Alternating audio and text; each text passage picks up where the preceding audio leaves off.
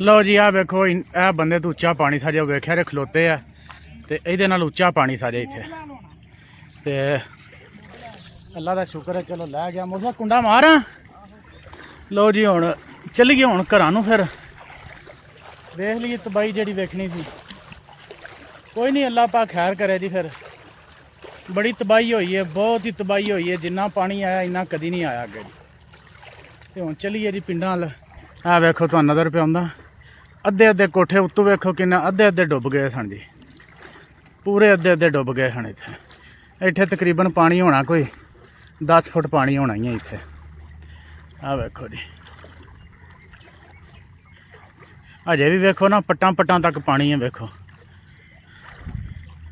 अजे उच्ची थां है लक लक पानी अजे है इत्थे। आ वेखो जी